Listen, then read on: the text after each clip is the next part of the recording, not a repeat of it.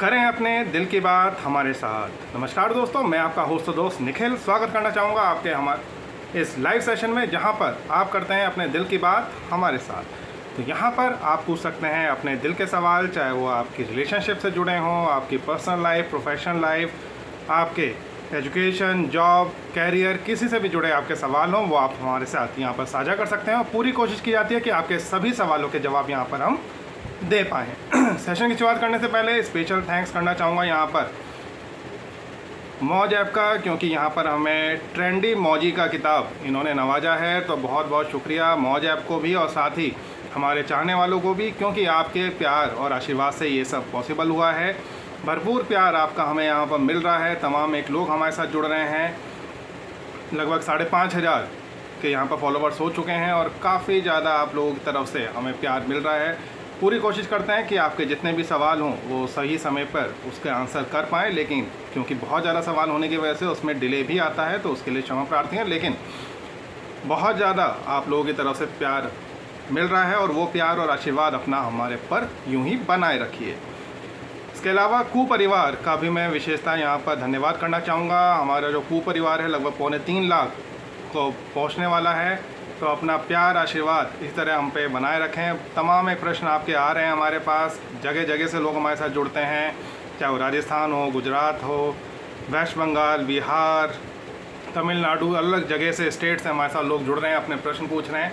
तो अच्छा लगता है कि इतनी ज़्यादा बड़ी रीच हमारी धीरे धीरे बनती जा रही है। और आप सभी का अभिनंदन, आप सभी को कोटि कोटि प्रणाम, धन्यवाद कि आप हमें इस लेवल पे लेके जा रहे हैं। तो उसके लिए आपका तहे दिल से शुक्रिया, चाहे वो मौज परिवार हो, चाहे वो हमारा कू परिवार हो। के अलावा जो आप लोगों की बार बार रिक्वेस्ट आ रही है पर्सनल 1-to-1 काउंसलिंग की, तो उसके लिए बता दें अभी हमने पर्सनल 1-to-1 काउंसलिंग शुरू नहीं करी है। जल्दी हम उसकी भी शुरुआत करेंगे। अभी फ़िलहाल लेकिन 1-to-1 काउंसलिंग नहीं है। तो कृपया करके आप लोगों से रिक्वेस्ट है कि अपने पर्सनल नंबर, अपनी पर्सनल ईमेल आईडीज़ अगर सोशल मीडिया प्लेटफॉर्म्स पे शेयर मत करिए। कोई भी फ्रॉडस्टर उसका फ़ायदा उठा सकता है।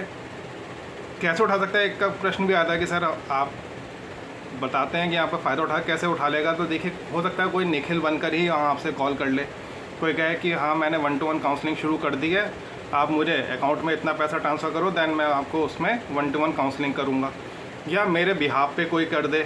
तो इस तरह की गलती मत करें।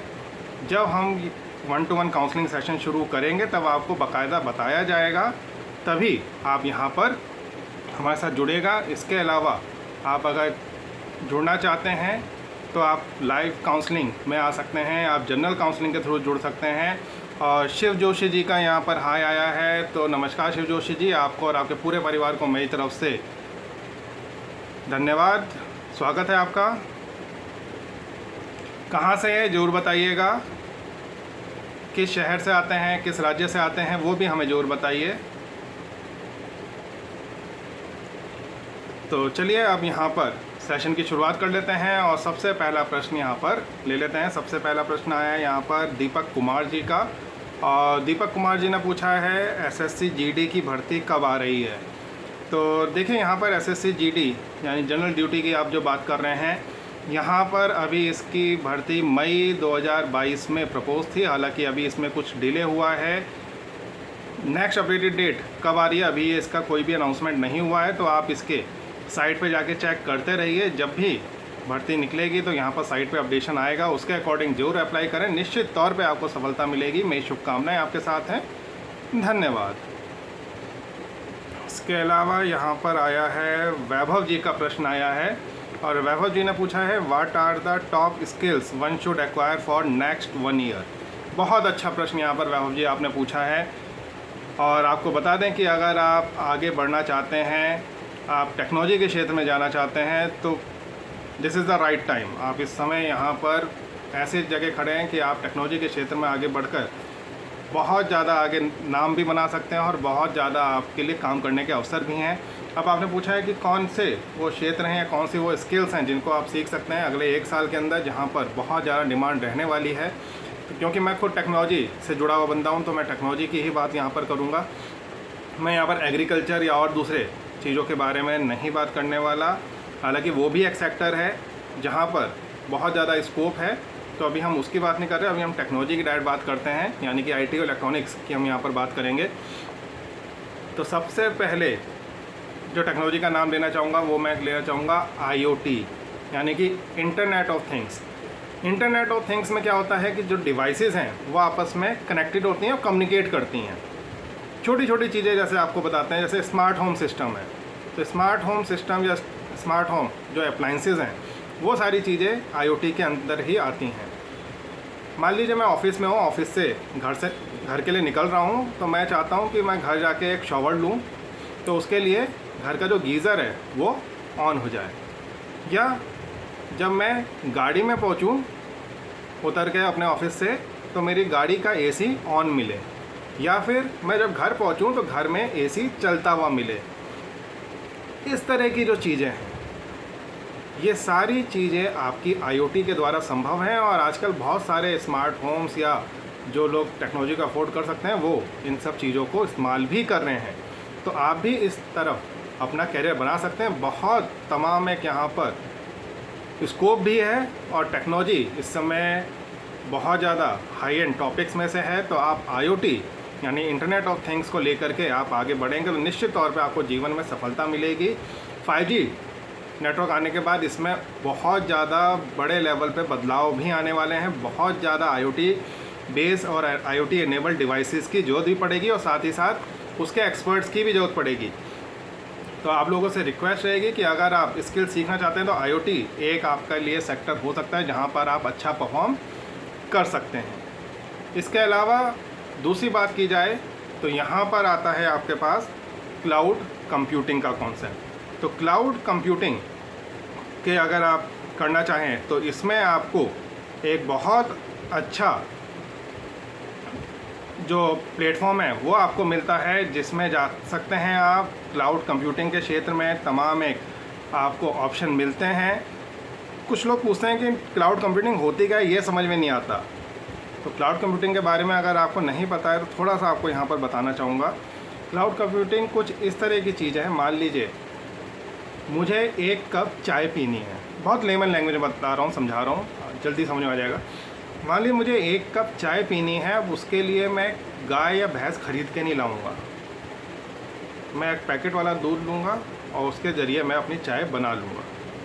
कुछ यही कॉन्सेप्ट है क्लाउड कंप्यूटिंग का। अगर मुझे किसी हाई एंड कंप्यूटर पे, हाई एंड कॉन्फ़िगरेशन के सिस्टम पे मुझे काम करना है, मुझे कुछ अच्छी कॉन्फ़िगरेशन पे काम करना है, और मैं उसको ज़रूरी नहीं कि वो 5 लाख का 10 लाख का सेटअप ख़रीद के लगाऊँ। मैं क्या कर सकता हूँ, वहाँ पर क्लाउड के जरिए उन रिसोर्सेज को हायर कर सकता हूँ और पे पर यूज़ के अकॉर्डिंग उसको पे कर दूँगा। बिल्डिंग्स आज की डेट में खड़ी होती आ रही हैं, और बिल्डिंग्स में हर एक फ्लोर पे अलग अलग कंपनीज़ के ऑफिस हैं, सब जगह सर्वर इंस्टॉल्ड है, और वो सर्वर अपने आप में बहुत ज़्यादा बिजली भी कंज्यूम करते हैं। और क्या होता है कि आपके मान ली 9 to 5 की जॉब है, 9 to 5 के बाद वो जो रिसोर्सेज हैं वो सब आइडियल पड़े हैं, बंद पड़े हुए हैं, कोई उसको इस्तेमाल नहीं कर रहा है।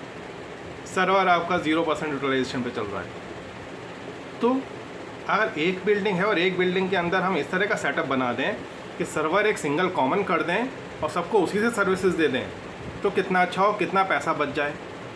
तो शेयरिंग ऑफ रिसोर्सेज यहाँ पर पॉसिबल है। आपको हार्डवेयर परचेज़ करने की ज़रूरत नहीं है, आपको सॉफ्टवेयर परचेज़ करने की ज़रूरत नहीं है। आप यहाँ पर शेयरिंग बेसिस पर इस्तेमाल कर सकते हैं और अपने यूसेज के मुताबिक वहाँ पर पे कर सकते हैं। जैसे होटल में जाके रुकते हैं ना, तो होटल में क्या करते हैं, कमरा लेते हैं, ख़रीदते नहीं हैं कमरा, या होटल नहीं ख़रीदते हैं, क्या करते हैं, कमरा रेंट पे लेते हैं, 2 घंटे 4 घंटे 2 दिन 10 दिन जितने दिन रखे, और उसके बाद पे किया और चले गए। कुछ ऐसा ही कॉन्सेप्ट यहाँ पर क्लाउड कंप्यूटिंग का भी है। तो इसमें भी बहुत ज़्यादा स्कोप है, बहुत ज़्यादा यहाँ पर नौकरियाँ आने वाली हैं, अभी चल भी रही हैं, और आगे फ्यूचर में और ज़्यादा यहाँ पर ऑप्शंस ही बनेंगे। तो आप इस टेक्नोलॉजी को भी सीख सकते हैं, आपके लिए बहुत ही कामगार टेक्नोलॉजी ये सिद्ध होगी। तो इस पे भी आप अपना कैरियर ऑप्शन बना सकते हैं, जिसको मैं आपको सजेस्ट करूँगा। तीसरा जो यहाँ पर हमारे पास आता है वो है आपका 3D प्रिंटिंग का। जी हाँ, 3D प्रिंटिंग भी एक उभरता हुआ टॉपिक है जहाँ पर आप अपना कैरियर बना सकते हैं। तमाम लोग हैं जो इस क्रम में आगे बढ़ रहे हैं। 3D प्रिंटिंग अगर चीज़ें सीख रहे हैं, काम कर रहे हैं, तो आप भी इस दिशा में आगे बढ़ सकते हैं, अपना कैरियर ऑप्शन के लिए चुन सकते हैं। तमाम एक यहाँ पर ऑप्शंस आपको मिलते हैं और आप 3D प्रिंटिंग के ज़रिए, हालांकि प्रिंटर की कॉस्ट थोड़ी सी कॉस्टली आती है, आपका 30-40 लाख का सेटअप बैठेगा। आपको कहीं अगर ये शेयरिंग बेसिस पर मिल जाता है या रिसोर्सेज यूज़ करके अगर आप काम कर सकें, तो यहाँ पर भी फ्यूचर स्किल में बहुत ज़्यादा काम होना है।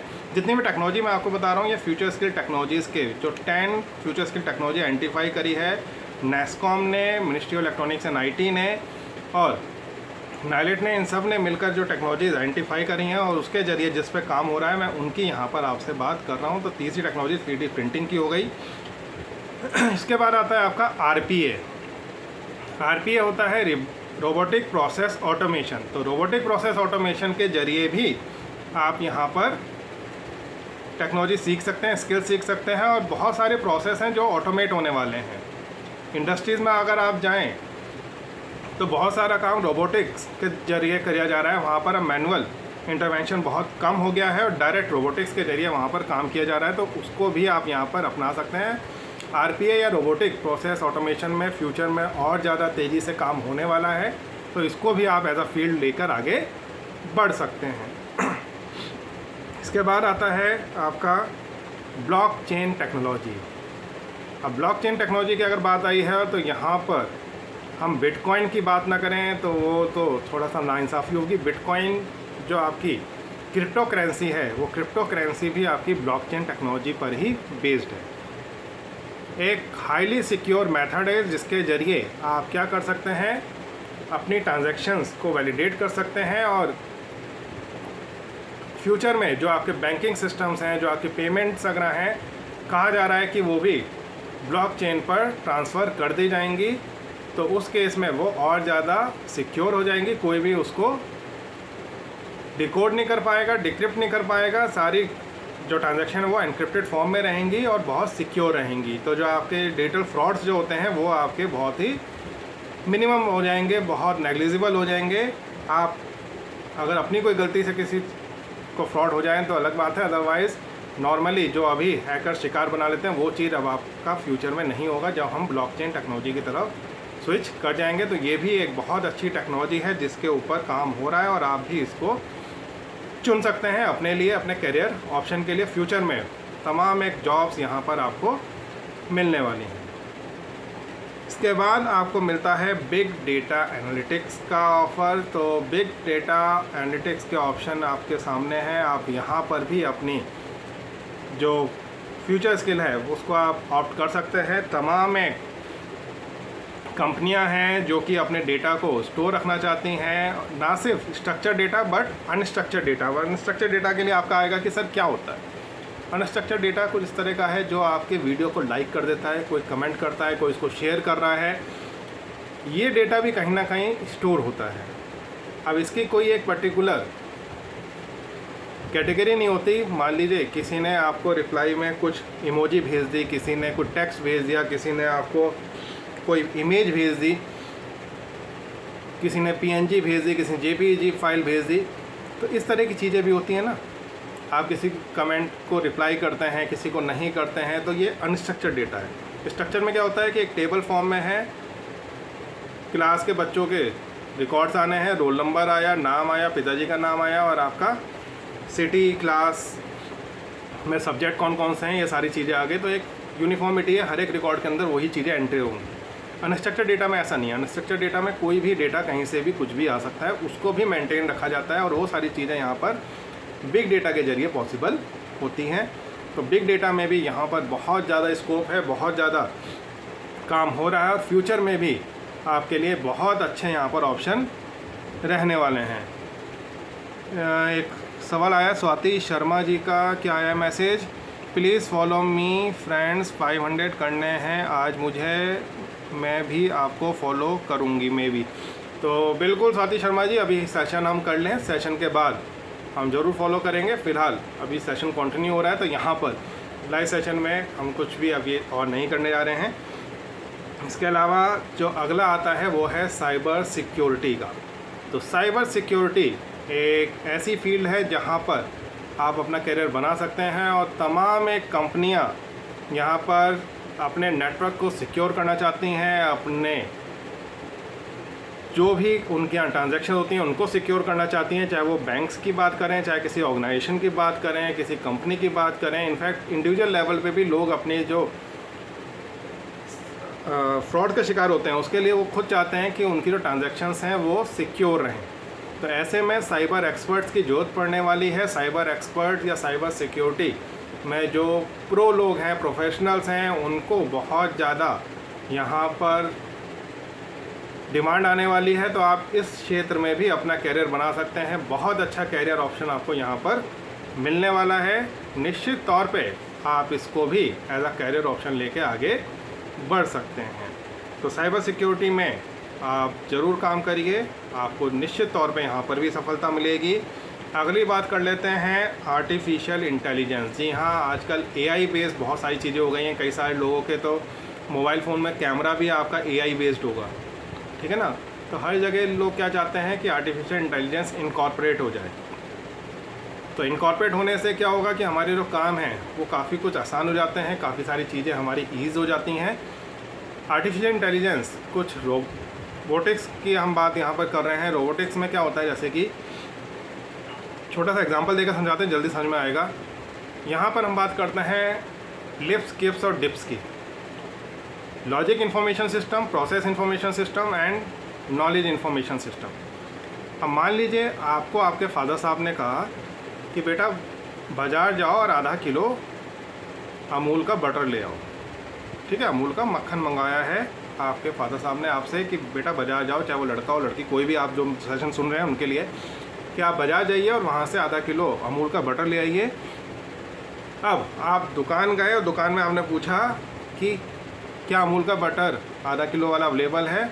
उसने कह दिया नहीं जी, अमूल का तो नहीं है, दूसरी कंपनी का है, ब्रिटानिया का है, या और दूसरा आपका आता है मधुसूदन हुआ और आनंदा हुआ, तमाम एक दूसरी कंपनियों को नाम गिना दिए कि इसका है, मदर डेयरी का है। और आपने क्या किया, आप वापस घर आ गए और पापा को बता दिया कि पापा वहाँ पर अमूल का बटर आधा किलो अवेलेबल नहीं था, तो मैं खाली हाथ आ गया। आपके फादर साहब ने पूछा दूसरी कंपनी का था, और आपने कहा बिल्कुल, सब बाकी सबके थे, अमूल का नहीं था, ख़त्म हो गया था, लेकिन आपने अमूल का बोला था इसलिए हम वापस आ गए। अब मुझे बताइए क्या फ़र्क रह गया आप में और एक रोबोट में? कुछ नहीं। रोबोट भी इंस्ट्रक्शंस पे ही काम करता है। जो इतना आपने इंस्ट्रक्शन दे दी, जितना आपने लिख दिया, उसके अकॉर्डिंग ही वो काम करेगा। अब आपने कह दिया उसमें फीड कर दिया अमूल बटर, तो अमूल बटर ही लेके आएगा। और आपने क्या काम किया, आपने भी अपनी बुद्धि नहीं चलाई, इंटेलिजेंस या अपना दिमाग का इस्तेमाल नहीं किया। आपने क्या किया, आपने यहाँ पर अमूल का बटर पूछा, अमूल का बटर नहीं मिला तो वापस आ गए। तो आपके और रोबोट में कोई भी फ़र्क नहीं हुआ, क्योंकि आपने क्राइटेरिया बेस्ड सिलेक्शन या क्राइटेरिया बेस्ड डिसीजन नहीं लिया। यहाँ पर बात आती है फजी लॉजिक्स की। कोशिश की जा रही है कि रोबोट्स के अंदर फजी लॉजिक्स डेवलप किए जाएं और उनको भी डिसीजन मेकिंग करने दी जाए, अपने लेवल पे वो छोटे मोटे डिसीजन ले सकें। तो इन चीज़ों को लेकर के काम चल रहा है और बिल्कुल इस दिशा में आगे बढ़ा जा रहा है। आर्टिफिशियल इंटेलिजेंस इनकॉर्पोरेट की जा रही है मशीन्स के अंदर भी, और कोशिश की जा रही है कि वो हमारे लिए और बेहतर तरीके से काम कर पाए। हालांकि इसका एक नुकसान भी है, वो भी शेयर करता हूँ आप लोगों के साथ। कुछ साल पहले की बात है, यहाँ पर एक कॉन्फ्रेंस हुई थी। कॉन्फ्रेंस में रोबोट अलग अलग कंपनीज अपने लेके आए थे। तो वहाँ पर रोबोट्स को उन्होंने कम्युनिकेट करवाया कि आपस में जैसे इंसान बात करते हैं, जैसे आप और हम बात करते हैं, वैसे ही उन्होंने कहा रोबोट्स भी आपस में बात करें। और यू कांट बिलीव कि दो रोबोट्स ने आपस में कम्युनिकेट करना शुरू किया, उन्होंने आपस में बातचीत करनी शुरू करी। एंड वो बातचीत आज तक डिकोड नहीं की जा सकी है। उन्होंने अपनी ही कोई नई लैंग्वेज क्रिएट करी, क्योंकि देखिए जब हम कंप्यूटर या रोबोट की बात करते हैं तो वहाँ हर एक चीज़ जो है वो 0 और 1 की फॉर्म में, बाइनरी फॉर्म में है। उन्होंने खुद से अपनी एक नई लैंग्वेज जनरेट करी और उसके थ्रू आपस में उन दो रोबोट्स ने बात करना शुरू किया, कम्युनिकेट करना शुरू किया। और वो जो कम्युनिकेशन था वो आज तक डिकोड नहीं किया जा सका है कि उन्होंने आखिर क्या बात की थी, और उस प्रोजेक्ट को वहीं पर ही रोक दिया गया। क्योंकि ऐसा भी हो सकता है कि मशीन्स फ्यूचर में आपने देखी भी होंगी कई सारी, टर्मिनेटर अगर आपने मूवी देखी हो हॉलीवुड की, तो उसमें वही है कि फ्यूचर में क्या है, मशीन्स अपना अधिकार जमाएंगे इस पृथ्वी पर, इस अर्थ पर। तो वहाँ पर अगर इस तरह की चीज़ें होंगी कि मशीन्स आपस में ही बात करने लग जाए, मशीन आपस में ही कम्युनिकेट करने लगे, हम उसको डिकोड ना कर सकें, तो कल को वो हमारे अगेंस्ट भी हो सकती हैं। तो इसलिए थोड़ा सा यहाँ पर सतर्क रहने की भी आवश्यकता है। उस पीरियड को वहीं पर ही बंद कर दिया गया। आप अगर गूगल करेंगे तो आपको मिल भी जाएगा। आपको ऐसा सोचिएगा कि मैं आपको कहानी सुना रहा हूँ आपको, आप इसको गूगल करेंगे आपको सारी इन्फॉर्मेशन मिल जाएगी। एग्जैक्ट किस कॉन्फ्रेंस में बोला क्या हुआ था वो डिटेल मैं आपको पूछेंगे तो बता दूंगा, अभी ऐसे याद नहीं है एकदम, लेकिन आपको बता दें कि ये सारी चीज़ें फैक्ट हैं। रोबोट्स भी आपस में कम्युनिकेट करने लगते हैं जब आप उनको आर्टिफिशियल इंटेलिजेंस उनके अंदर इनकॉर्पोरेट करते हैं। लेकिन अगर वो आपको जब तक पता है कि क्या बात कर रहे हैं तब तो ठीक है, जब आपको पता ही नहीं होगा तो फिर वो आपके लिए नुकसानदायक भी हो सकता है। थोड़ा सा यहाँ पर अलर्ट रहने की भी आवश्यकता पड़ती है, होती है। इसके बाद आता है वर्चुअल रियलिटी। वर्चुअल रियलिटी थोड़ा सा एग्जांपल देकर समझाते हैं, जल्दी समझ आएगा। AVR की यहाँ पर बात करते हैं हम लोग। जैसे कि IPL देखा है, IPL में क्या होता है, IPL आप देख रहे हो एकदम से दिखाई देता है कि ग्राउंड के ऊपर स्कोर कार्ड आ रखा है, ठीक है। आपको हर एक चीज़ वहाँ पर अलग से दिखाई देती है, आपको लगता है जैसे वो वहीं पर ही एंडोर्स हो रखे हैं, वहाँ पर छपी भी है, जबकि छपी कहीं नहीं होती, लेकिन विजुलाइज ऐसे होती है। एक गेम आया था कुछ टाइम पहले, पोकेमॉन गो, खेला किसी ने या सुना होगा। वहाँ आपको पोकेमॉन दिखाई देता था अपने घर के एनवायरनमेंट में, आपकी अलमारी के पीछे पोकेमॉन छुपा हुआ है, आपके बेड के ऊपर पोकेमॉन है। तो इस तरह की जो चीज़ें यहाँ पर होती हैं वो आपको सारी की सारी AVR के अंदर आती हैं। वर्चुअल रियलिटी आपको एक अलग ही दुनिया में भेज दिया जाता है, एक अलग ही वर्चुअल दुनिया में आप सैर करके आ जाते हैं। वो सारी चीज़ें भी आपकी AVR के थ्रू ही पॉसिबल है। और इनफैक्ट जो फेसबुक अगर है, जो मेटा के नाम से जो उन्होंने मेटावर्स शुरू किया है, वो भी आपका इसी का ही पार्ट है।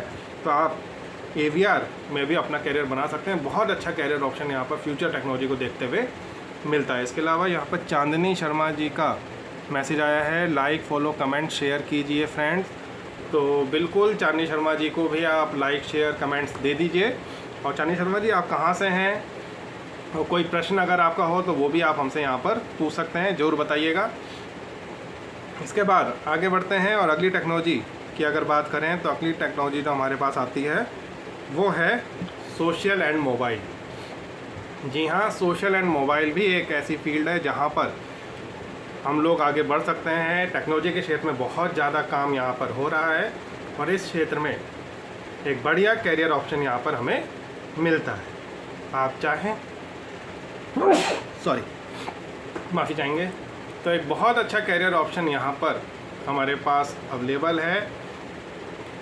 डिजिटल मार्केटिंग के क्षेत्र में भी आप अपना कैरियर बना सकते हैं। डिजिटल मार्केटिंग एक ऐसी फील्ड है जहाँ पर आपको बहुत ज़्यादा, अगर आप टैक्स सेवी नहीं भी हैं, बहुत ज़्यादा आप प्रो नहीं भी हैं, तब भी आप एक अच्छा कैरियर ऑप्शन यहाँ पर बना सकते हैं। डिजिटल मार्केटिंग के अंदर भी तमाम एक फील्ड्स आपकी आ जाती हैं कि आप उसमें क्या बनना चाहते हैं। छोटे से एग्जांपल दे देता हूँ। मान लीजिए आप एफिलिएट मार्केटिंग करना चाहें। एफिलिएट मार्केटिंग करके आप यकीन नहीं करें, कई सारे लोग लाखों रुपए महीने के कमा रहे हैं। लाखों रुपए साल के नहीं बोले, महीने के बताएं। आपको क्या करना होता है, अपने सोशल मीडिया हैंडल से, अपनी वेबसाइट, अपने ब्लॉग, अपने पोर्टल से आपको लिंक शेयर करने होते हैं, प्रोडक्ट्स के लिंक, सर्विसेज के लिंक। और जो लोग भी उन लिंक के थ्रू जाके परचेज करते हैं, देन आपको एक पीस ऑफ प्रॉफिट मिलता है जिसको कमीशन बोला जाता है, जब वो एक वैलिड सेल में कन्वर्ट हो जाती है। तो आपको क्या मिलता है, एक पीस ऑफ प्रॉफिट वहाँ पर अवेलेबल हो जाता है।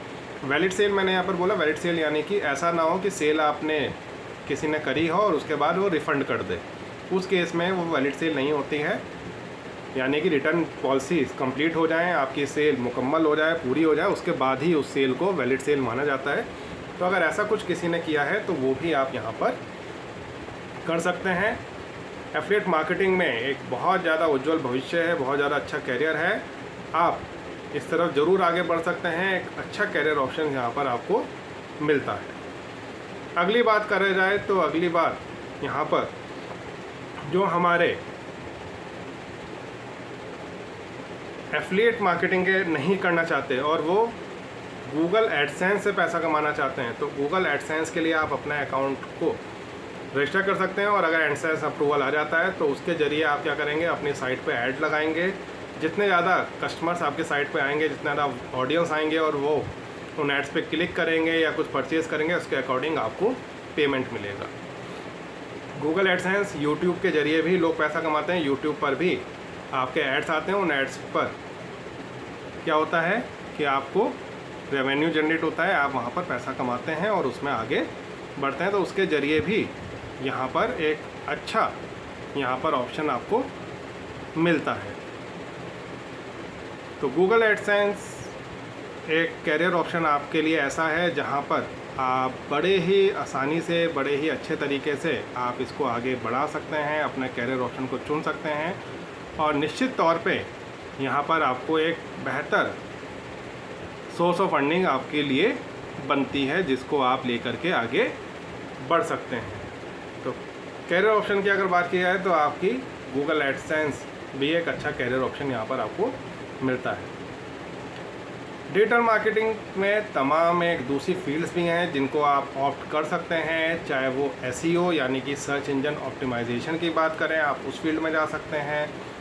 आप एसईएम यानी सर्च इंजन मार्केटिंग में जा सकते हैं। कुछ लोगों को लगता है कि एसईओ या एसईएम सेम है, तो आपको बता दें ऐसा नहीं है। एसईओ जो है यानी कि सर्च इंजन ऑप्टिमाइजेशन, एसईएम यानी सर्च इंजन मार्केटिंग का एक पार्ट है, सबसेट है। जो एसईएम है वो सुपर सेट है और एसईओ उसका एक सब पार्ट है। इस तरह से सोशल मीडिया मार्केटिंग में भी, एसएमएम में भी आप अपना कैरियर ऑप्शन बना सकते हैं। आपके पास और भी ऑप्शंस होते हैं। आप क्लाइंट के लिए फ्रीलांसिंग का काम कर सकते हैं, आप गूगल एडवर्ड्स पे काम करके पैसा कमा सकते हैं, आप फेसबुक एड कैंपेन्स के जरूर पैसा कमा सकते हैं। तमाम एक फील्ड आपको मिलती हैं। आप यूट्यूब चैनल बना करके उसके ज़रिए पैसा कमा सकते हैं। तो ये आपको देखना है कि आपको किस तरह से आगे बढ़ना है, किस तरह से आपको अपने जीवन में प्रगति पानी है, ये आपको ही निर्णय करना है। उसके अकॉर्डिंग ही आप यहाँ पर आगे बढ़िया, निश्चित तौर पे आपको सफलता मिलेगी। तो ये भी एक जरिया है जिसके ज़रिए आप यहाँ पर एक अच्छी खासी अपनी कमाई कर सकते हैं। तो आई गेस आपके सवाल का जवाब यहाँ पर मिल गया होगा। जो भी आप जीवन में आगे जिस भी टेक्नोलॉजी को लेके आगे बढ़ना चाहते हैं तो उसको लेके आगे बढ़ सकते हैं, क्योंकि तमाम एक लोगों के इस तरह के सवाल आते हैं। और बहुत अच्छा सवाल यहाँ पर मुझे वैभव जी का लगा, तो इसलिए मैंने यहाँ पर डिटेल में आंसर भी किया है। तो आशा करता हूँ कि आपके सवाल का यहाँ पर आपको जवाब मिल गया होगा। फिर भी कोई प्रश्न आपका अधूरा रह जाता है तो आप हमसे यहाँ पर जुड़ सकते हैं और अपने सवाल पूछ सकते हैं। आगे बढ़ते हैं, अगले सवाल पे चलते हैं। अगला सवाल हमारे पास आया है,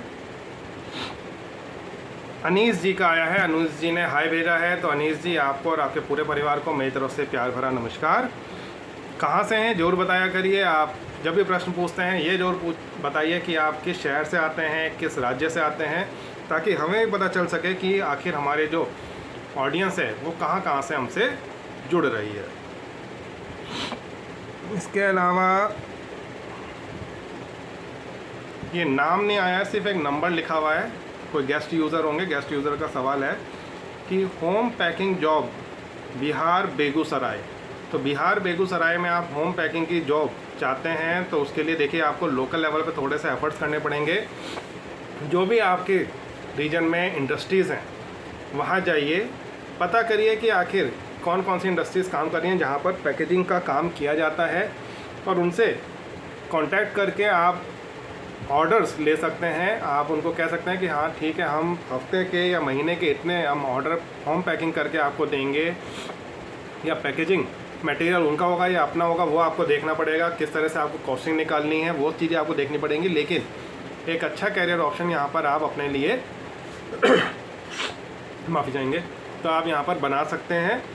बहुत अच्छा कैरियर ऑप्शन आपको होम पैकिंग के अंदर मिल सकता है, लेकिन थोड़े से एफर्ट नीचे लेवल पर करने होंगे। जब तक आपके लिंक्स ना बन जाएं, जब तक आपकी कंपनी के साथ टाइप्स ना हो जाएं। कई सारी कंपनी खुद अपना पैकेजिंग मटेरियल भी प्रोवाइड कराती हैं, सिर्फ आपसे लेबर कॉस्ट आपको पे करती हैं, तो वो भी आपको देखना पड़ेगा। उसमें एक थोड़ा सा मैं आपको पॉइंट बता दूँ, लॉजिस्टिक कॉस्ट उसी के अंदर ऐड करिएगा। यानी कि पैकेजिंग होने से पहले आप तक सामान पहुँचे और पैकेजिंग होने के बाद आपके यहाँ से सामान कंपनी वापस चला जाए।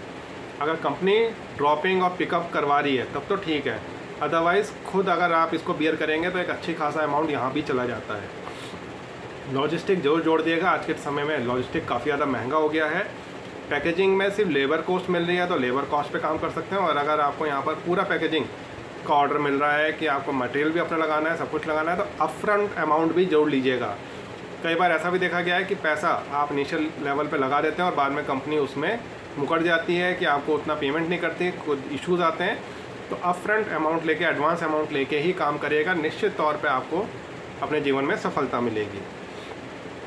इसके अलावा अगला सवाल माधाराम जी का आया है। माधाराम जी ने नमस्कार भेजा है, तो नमस्कार माधाराम जी, मेरी तरफ से आपको और आपके पूरे परिवार को प्यार भरा नमस्कार।